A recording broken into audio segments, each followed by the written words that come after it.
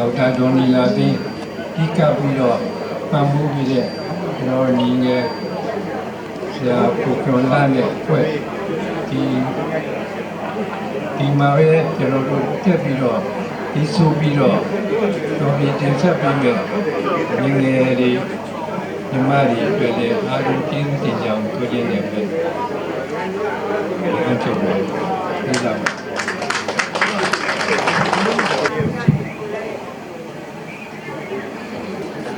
နိုင်ငံကျော်ဂန္ဓဝင်တည်ရည်တည်ဆိုပညာရှင်ဦးမောင်လက်ရဲ့ကိုရေးချင်းကိုဖတ်ကြားခွင့်ပြုပါရှင်။ဆရာကြီးရဲ့အမည်ရင်းမှာမောင်လက်ဖြစ်ပါတယ်။အဖဦးထွန်းစင်မိဒေါ်မမလေးတို့မှ9ရက်5လ1933ခုနှစ်တွင်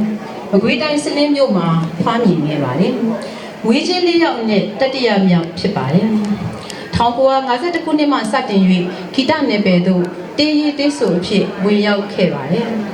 1952ခုနှစ်မှာတက္ကသိုလ်တည်ရည်ရင်အပျော်တန်းဒုတိယအဖွဲ့1952ခုနှစ်မှာ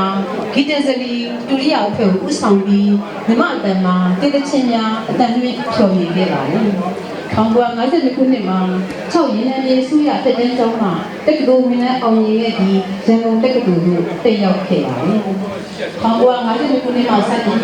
ဒီဝမ်းရုပ်ရှင်ပြည့်စုံရုပ်ရှင်မောင်တင်ဦးရုပ်ရှင်ညစောရုပ်ရှင်စတဲ့ရုပ်ရှင်တို့မှာရုပ်ရှင်တစ်ချင်းအများပြားရေးသားခဲ့ပါတယ်ကိုယ်တိုင်ဒီဆိုသောတစ်ချင်းများနဲ့ချိုးပြုံးပန်းကောက်တဲ့ပါပူတာအလွမ်းပြေအမိစာချစ်သူတို့နားနေရသူ့အတွက်ကိုမြင်တာမကြွေရွာနဲ့ပန်းကွေတာတိုင်းမှုကန်ကြောင့်ဒိုင်းလက်ပြန်ပြီးစတဲ့တစ်ချင်းများကထင်ရှားလာပါတယ်ချိုးကမတစ်ချင်းများလာဖြင့်ထင်ရှားကြော်ကြားလာပါတယ်ဒါပြင်ជីជីသေးမေတစ်ညတဲ့မှုညညတဲ့လီလီချာညွန့်ကိုကျော်ညွန့်ကိုတင်လိုက်ကိုညွန့်ကိုမြတဲ့သူ့မောင်ခင်မောင်တဲ့တင်ကြီးအေးຫນွေသွေးစတဲ့အဆိုတော်ကြီးများအတွက်ရင်းဆက်ပေးခဲ့တဲ့တခြင်းများကလည်းအောင်မြင်ကြော်ကြားလူကြိုက်များခဲ့ပါတယ်ဆရာရဲ့တခြင်းတွေမှာအချစ်တွေအလွမ်းနေပါတယ်ဘာဝတရားကြီးအကြောင်းနဲ့ယာတီခွဲတွေပန်းခွဲတွေပါတယ်ကိုပြီးထူးခြားလေးစားစရာကောင်းတာကတမန်စုံတဲ့ခွဲပြီးဆိုထားတဲ့နမောဆိုတဲ့ဓမ္မတခြင်းနဲ့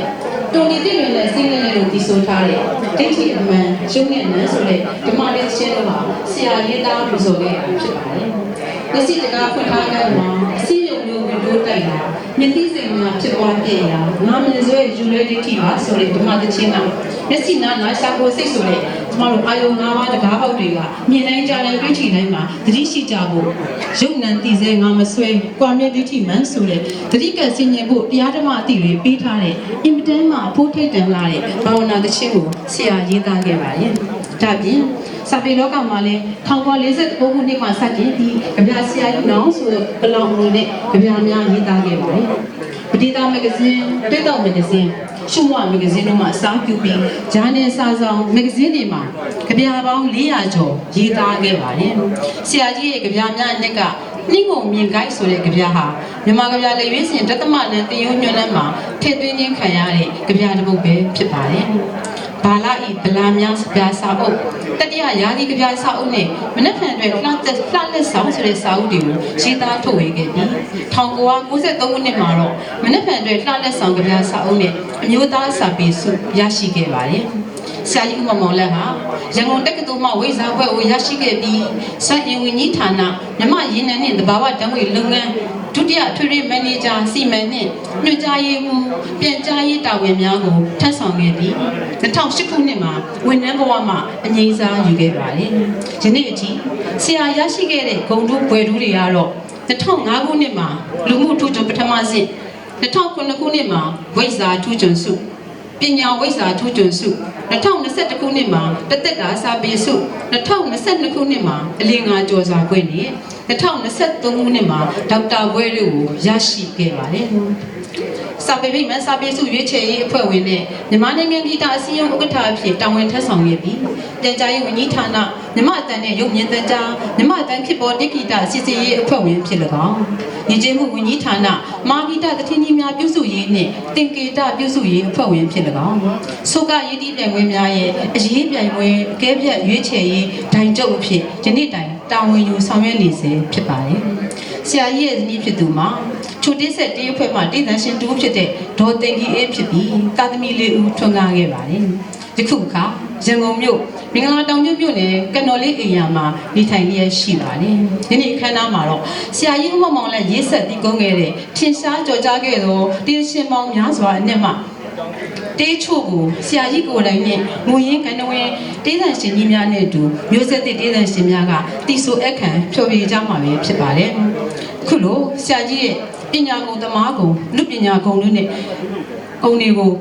လေးစားကြည်ညိုတမိုးထားကုန်တူးကြလို့မားလက်ကြတဲ့ကြားပဲအချိန်ပေးပြီးလာရောက်ခဲ့ကြတဲ့ဧည့်သည်တော်များမိတ်ဆွေများအလူရှင်များအားလုံးကိုဆရာကြီးရဲ့မိသားစုကိုယ်စားလည်းကျေးဇူးတင်ရှိရပါတယ်တက်တော်ရှိဂီတအမှုပညာပါရဂူပညာရှင်ဒီဆရာကြီးရေးဆက်ခဲ့တဲ့တချင်းတွေရဲ့ဒီမူရင်းအဆိုရှင်ခန္ဓာဝင်အဆိုကြီးတွေရဲ့တည်ဆိုမှုကိုပါတပြားတပါးတည်းပဲတွေ့မြင်နားဆင်တိုင်တဲ့အခွင့်အရေးကတက်မှတစ်ခါကြုံတော့ကြုံခဲ့အခွင့်အရေးဖြစ်တယ်လို့အင်ပတန်ကြည်နူးပီတိဖြစ်ရမယ်မြင်ဝင်ပဲဖြစ်ပါတယ်ဒါကြောင့်ဧည့်သည်တော်ကြီးများအားလုံးအခမ်းအနားပြည့်မြောက်သည့်ဒီစောင့်စားနားဆင်ခံစားရင်းဆရာကြီးကိုဂုဏ်ပြုပေးကြပါလို့ပြောကြားရင်းနဲ့ညီကုန်းချိုးရပါတယ်ရှင်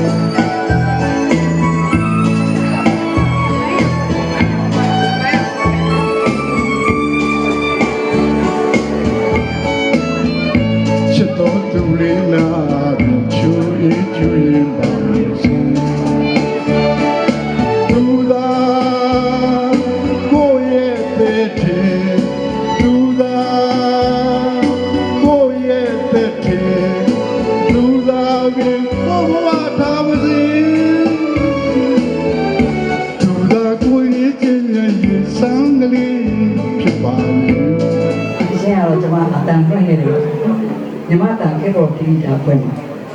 ဒီဝမ်းဆုံးရင်ပွင့်နေတော့သူ့ဘောကိုလာတီယာရေးပြီးကျွန်တော်ပြီးဆိုခဲ့တာဖြစ်ပါတယ်။တောင်းကိုရ63ခုနှစ်နောက်ပိုင်းမှာဖြစ်ပါတယ်။ဟုတ်ကဲ့ကျွန်မရဲ့ဂီတမီးလေးပေါ့မြေတထားဆိုသမီးလေးနဲ့ချက်စရာ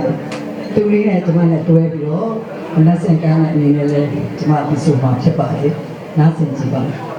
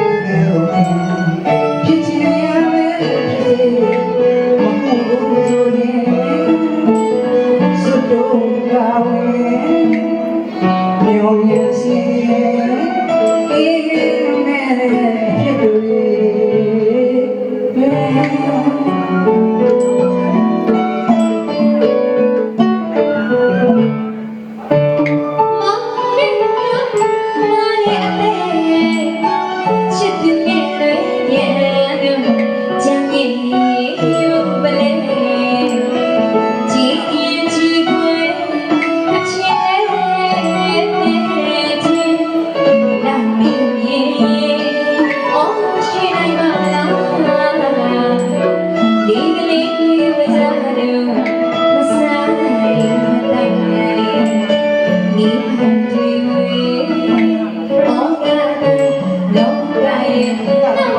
subscribe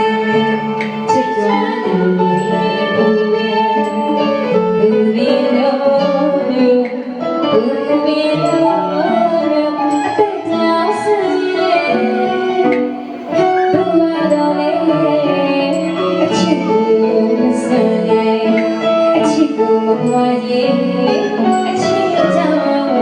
để không bỏ